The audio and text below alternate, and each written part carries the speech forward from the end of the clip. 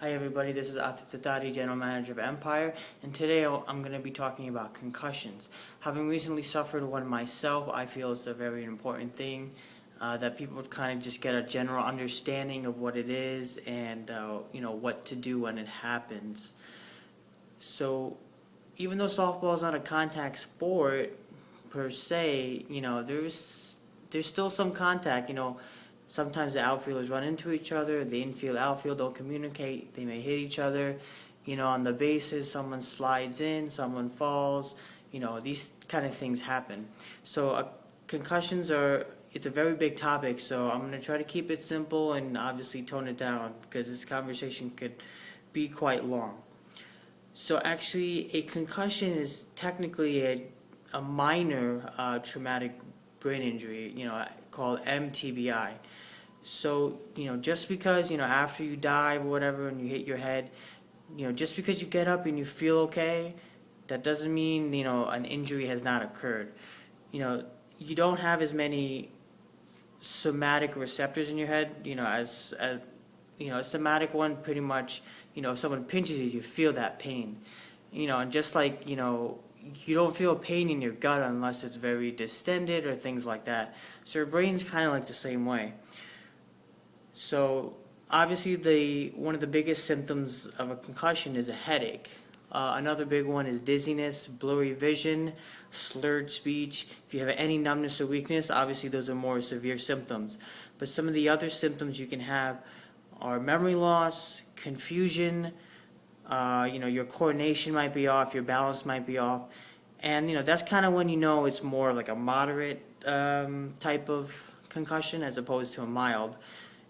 So usually if you have a mild one, you're not going to have any of those symptoms. You may feel dizzy for a couple of seconds and it may go away. But that does not mean that, like I said before, that you did not have a concussion. Also, obviously if you have any loss of consciousness for any amount of time, whether it be 5 seconds, a minute, 5 minutes, 10 minutes, that's obviously a severe amount of impact occurred, which obviously caused you to black out. So, at that point, it's important that you get to, obviously be tried to evaluated by a doctor. It's a good thing we have many doctors in this league who can kind of evaluate this stuff.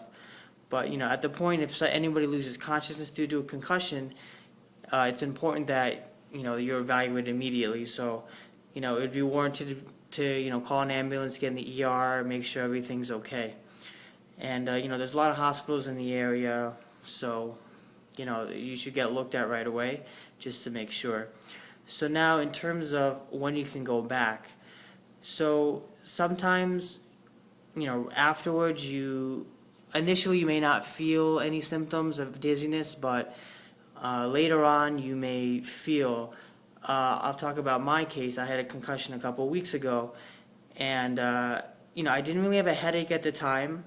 And over the next couple of days, I would get headache. If I was lifting something or I was really stressed out, I get a little bit of a headache. But also, what I noticed and what I've also read is change in personality, irritability. Those are also other signs that an injury has occurred or there's something happens. So just to go back, when you have a concussion, essentially what happens is usually there's some fluid in between your brain and your skull. So essentially what happens when you have a concussion, your brain actually hits your skull.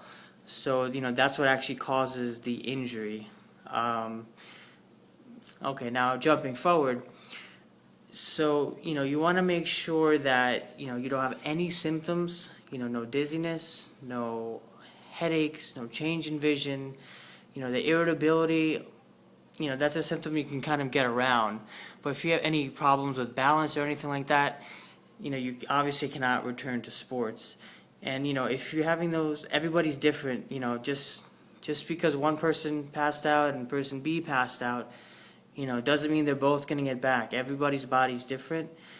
The mechanism also plays a part into how long you're going to be able to return in. So the key numbers you want to know is you want to be symptom free. No headaches, no dizziness, no blurry vision, no balance problems. You're able to concentrate, you're able to focus, you're able to drive. When it comes to driving also, you want to make sure you don't drive until you know you're safe.